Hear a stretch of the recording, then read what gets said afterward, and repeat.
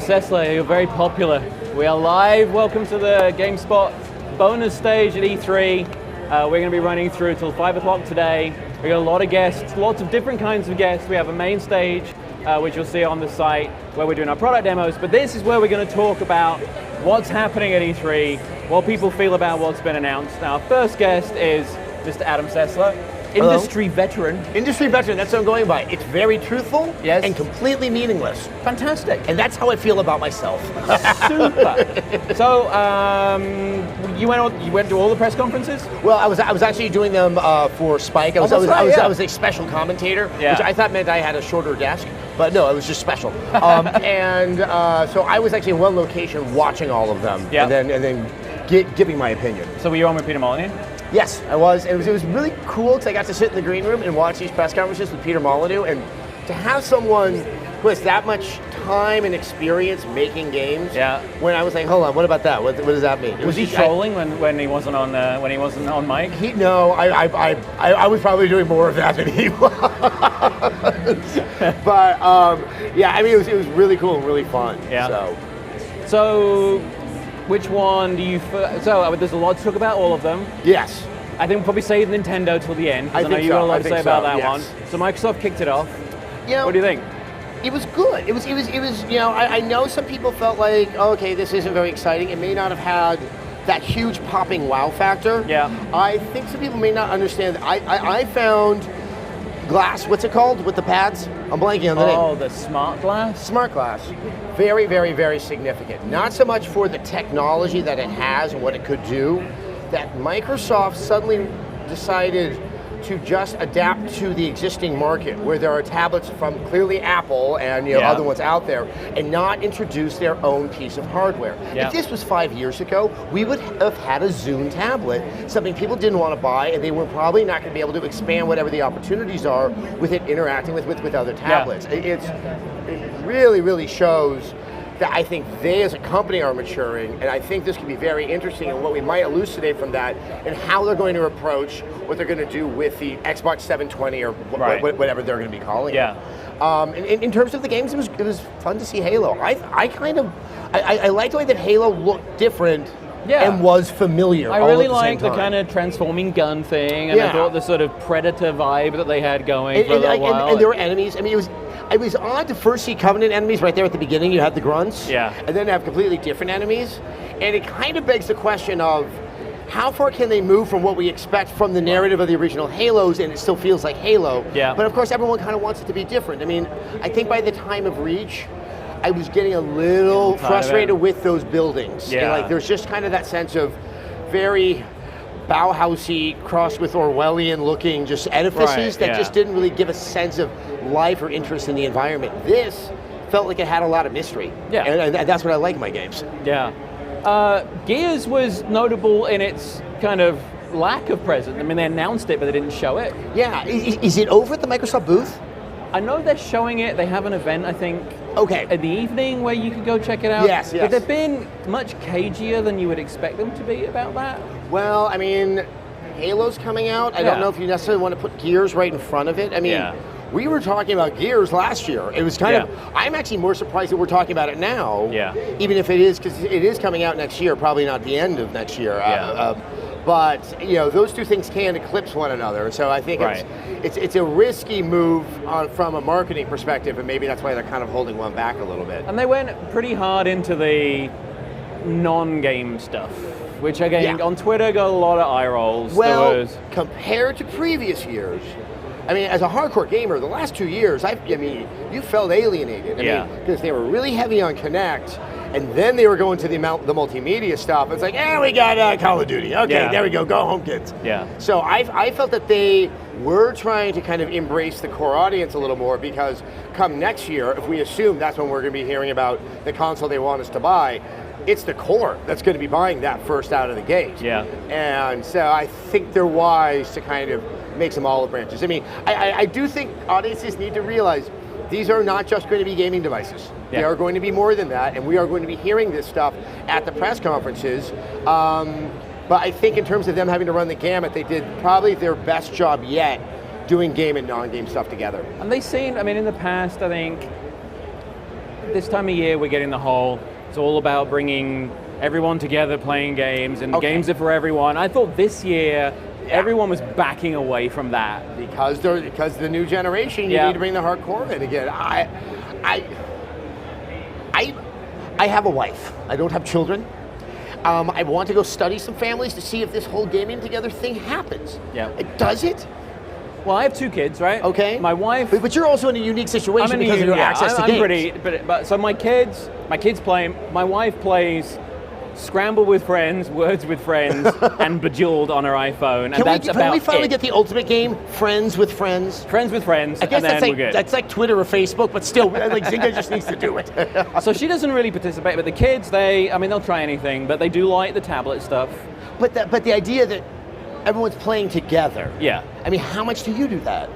We play in pairs, really. So we play the Lego games co-op. Mm-hmm. We played Skylanders co-op. Right. But that whole, Nintendo got into this a little later on, that whole happy family, everyone together, 4 or 5 people on the couch. That takes some work.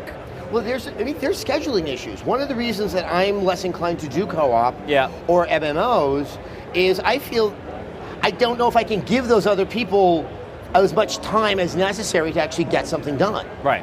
And I feel guilty having to back out of something. Yeah. And if the doorbell rings, if the phone rings, it's just all those anxiety things. Yeah, you try anything these days, and I'll be like, well, I can probably get on for half an hour at 11 o'clock. Yeah.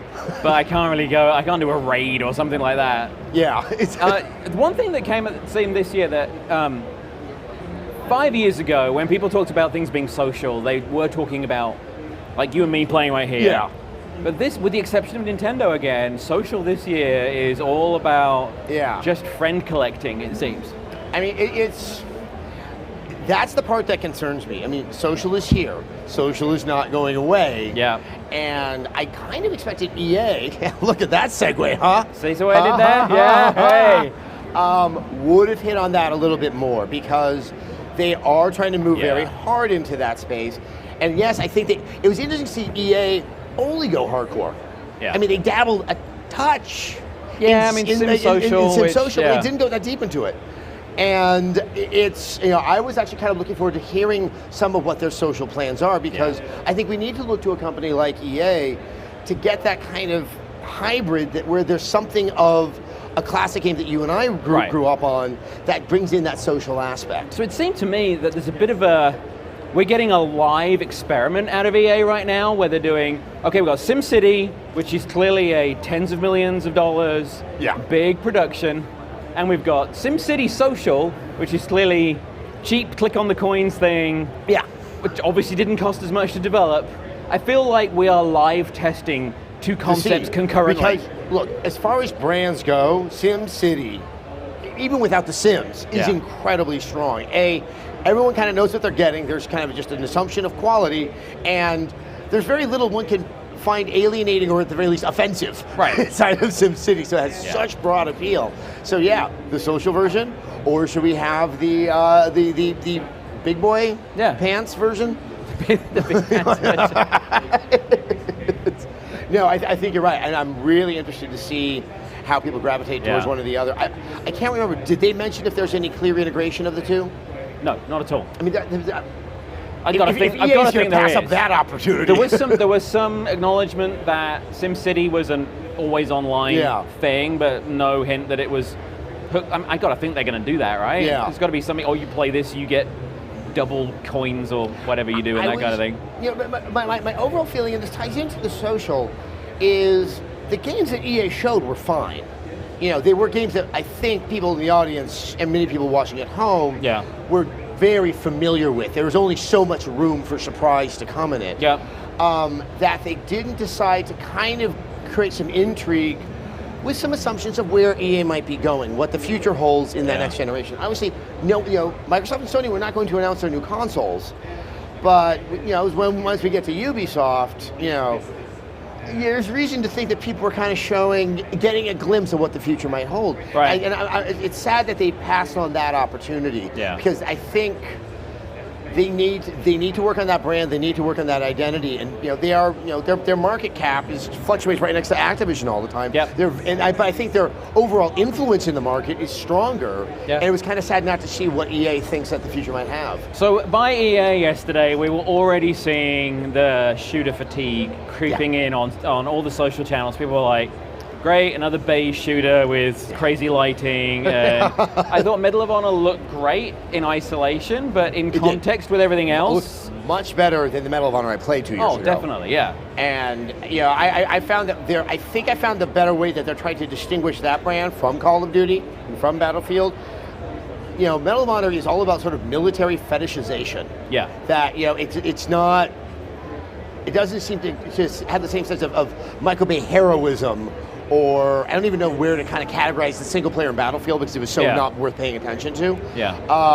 But I got a sense of, okay, that's what the tone, that's what the flavor is, which is funny because it is not related to the original Medal of Honor like Allied Assault, which was really what Call of Duty became, which is the single person heroics in that single player. So we're going to show our age for a second here. Yes. Do you remember when they originally pitched as Medal of Honor? 1. Yeah. It was a Spielberg game. It was a Spielberg spin-off, and it was supposed to cross over with Saving Private Ryan. Do you remember that? That's right. Do you remember? Forgot about that. Okay, here's the coolest thing. I'm gonna make myself so old right now.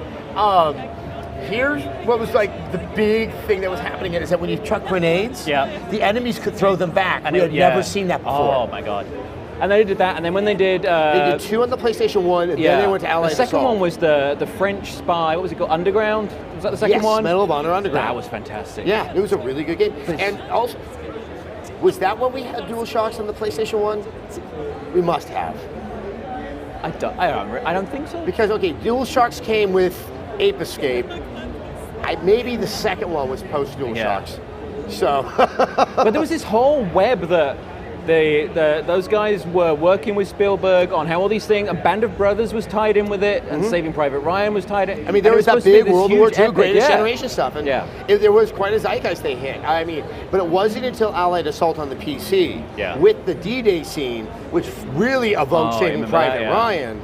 Yeah, it's kind of a grim story. I remember getting the footage of the D-Day scene in the mail from EA. It arrived September 12th, 2001. Oh, wow.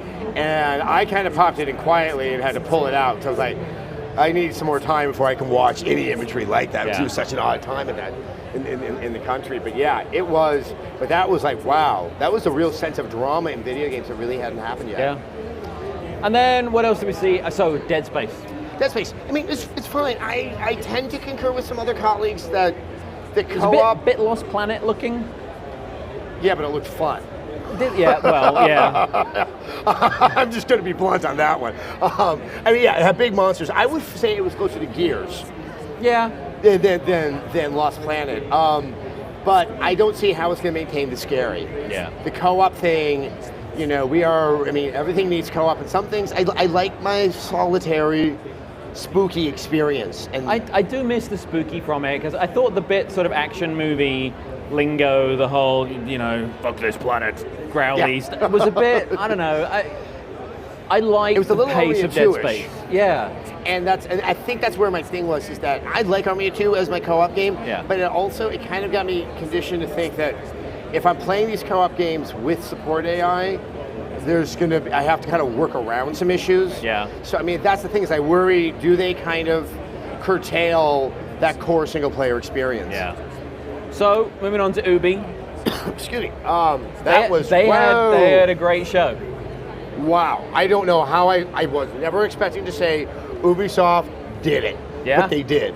And Aisha Tyler was a great call. Yeah. I actually know the gentleman who's the backstage guy. Hibiscus? Yeah, but let's just say I know some people had some issues with that and the banter and things. Let's look back to last year. I'm fine with it. What was his name? Mr. Caffeine or Mr. whatever? Caffeine. Yeah. And I mean, to be fair, Toby as well. I mean, his thing is the literal trailers, right? Yeah, because he was on a panel I was doing for Assassin's Creed 3 at PAX last year, and he had me in tears. He's it was a funny so funny guy. He's a very funny guy. It's no blame to him. Sometimes those setups can be a little bit awkward because it kind of assumes. It makes you wonder where the audience fits into all of that, and so it can always be a problem in that kind of stage direction. But look, they had games. You know? Assassin's Creed looked fantastic. And also, how did Assassin's Creed 3 find its way to every single press conference? That is a great marketing move. I mean, it's that they turned that into the dominant game of E3 by sheer volume. I thought they were smart that by Nintendo they were toning it down, but still, they're still there. It was really, really cool.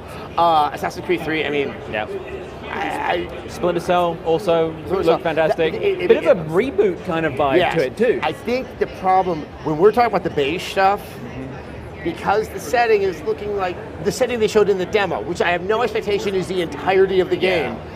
It is like, okay, I just played Ghost Recon. And so I think they have a little bit of challenge with that, but the gameplay looked interesting. I think it was probably the weakest of the bunch, but I'm not to say it was a weak game. Far Cry, boobs, swearing, shooting. They were clearly going for edgy on that one. Let me just say, I was really glad I wasn't running live broadcasts of anything on television when that demo came up. An older producer inside of my stomach just went, oh my God, what do we do? Because you can't do mosaics real time. But I think they really helped the game with what they showed.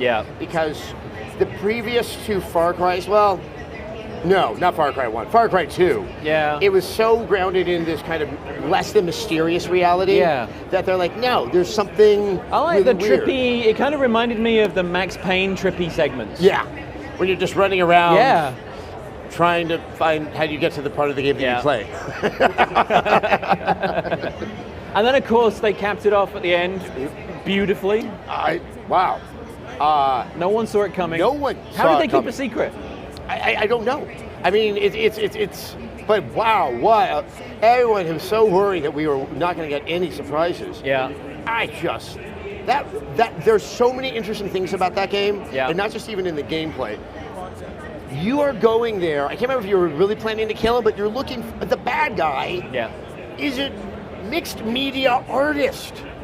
Awesome. That's fantastic. That's just, that already says like something very interesting is happening here. And I mean, it was, the only thing I thought was like, wow, what a dark game. Like once you cause the car accidents and you see the guy's wife has died, that somehow like the whole rescuing him from the car thing seemed like, well, that's, I don't know, that's kind of small potatoes to give you what you just caused. That was I thought that so far that and the Lego thing at the Nintendo thing, but the two sort of real genuine surprises for me.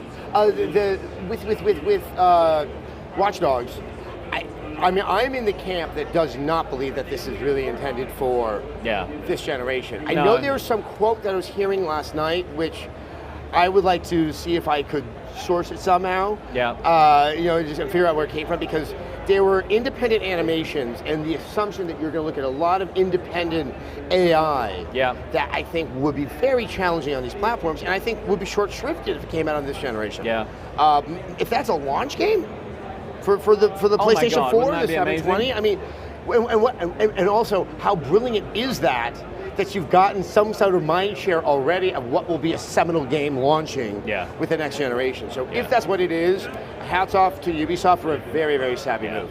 So, Sony, Nintendo. Sony had strong great show in the beginning and the end. The book thing I didn't really get. It's the wrong setting for it, right? That's an intimate demo. You need a kid there. When they said J.K. Rowling, I sat up. I'm like, hold on, they might have something big. If there's a brand you can do anything. But by the end of it, I didn't understand the J.K. Rowling integration. I didn't understand. It started to seem more like a name to get it off the ground. And it also seemed very challenging, just in terms of you have to sit. It looks like you kind of have to sit on the floor. You got the book. You have the Wiimote. I mean, I'm an English major. I'm a little bit of a traditionalist. I'm not a fan of cajoling kids into reading. I'm a fan of telling kids they need to read more. Turn off the TV, turn off the video games, get a book. They're very good books. You've got to sit down with your book with no words in it, turn your PlayStation 3 on, sit on the floor, and wave your controller around over it. I think the other aspect that it's being read to you. I wanted to see something that felt a little more, I don't want to say educational, but aspirational, that reading is fundamental. It's that simple. So we only have a few minutes left on this segment, but I did want to get your take on Nintendo because I know you have some strong opinions on it. I was apoplectic. Yeah. I didn't think they were going to necessarily completely knock it out of the park, but I expected to see a clear vision about that console, and I didn't see it. Yep. I cannot believe the Super Mario game they showed at the beginning. That is as conservative and safe an iteration of Mario, and if it does have anything unique that the tablet is used with, why didn't they hit that more? Yeah. If it's about social, show me the social. Yeah. And then to show a very similar version of that game on the 3DS, only underscored that they're not bringing something new to the table in terms of how they're presenting Mario. And then it went downhill from there. Yeah. Why did we spend that much time with Warner Brothers talking about Batman? Yeah. Especially when Ubisoft had a unique game for the Wii U that used the tablet in a very, very fascinating way, and really was probably the best demonstration of it. They have a challenge as well of putting a full-price game for launch on a shelf around Black Friday, when you're going to be able to pick up the Game of the Year edition for cheap when you walk into a store, or it's going to be $15 or whatever on Amazon. But I mean, once they finally got to Nintendo Land, I'm like, okay, now I'm seeing, kind of like with Wii Sports, this is probably where the fascinating prototypes are turned into actual smaller games. Yeah. But the thing is, we kind of know that what Wii Sports promised, nothing ever really happened after the fact like that on the Wii, and I think people are going to be a little bit more inured to that. Yeah. And then what happened at the ending, it was just, I said it was flaccid, I'll say it again. It's like, everyone kind of felt there was a surprise called Zelda. Or Zelda, or tell us what the hell Retro are working on, or something. Yeah, no, to be fair, I forgot, they did start with Pikmin. Right. And I thought there was a lot of promise there. Yeah. I thought it was a great way to start it. I was a little confused, because that game is a little bit complex, a little bit oblique. Yeah. I want to spend time playing it. Yeah. I want to clarify for the audience out there, this is my impression of the press conference. I have yet to get my hands on the Wii. I tried to get someone at Nintendo to look at me when I went over to the booth before this, and no one did. I don't know if I'm helping myself by doing this right now. They'll let you in. They'll watch this tonight. Yeah, good point. So go in after you do this interview. They'll let you in, then they'll find out later. I think the thing is, I think a lot of people left there very concerned, worried, and confused. Yeah. There was no sense of excitement. Moreover, I didn't see any sense of direction or clarity. Where was Miyamoto after the beginning? Where was Iwata? Right. There's something very kind of thrown together about that presentation. In the one time that they had to be as clear with their messaging as possible. And they were clear at the beginning, we just never saw what they were trying to convey. I know. And if they were to tell me, or to announce that it's not coming out this year, that wouldn't surprise me in the least. Really? Because they don't look ready. They don't look ready to be putting out a console. Well, Mr. Sessler, thank you very much for coming on. It's my absolute pleasure. This is the bonus stage on GameSpot. I'm your host, John Davison. You can follow me on Twitter at JWHDavison. This is Mr. What's your Twitter? I'm at Adam Sessler, 2 S's. 2 S's. So we have some people that you've been working with on the side coming on the show tomorrow. Show the guys so maybe some you can noobs. swing by at 3:30. I think I will. The noobs guys are going to be here. I think it'd be a lot of fun. So all right, we'll see thank you very again. much. Thank you so See much, very man. soon. Thank you. Bye-bye.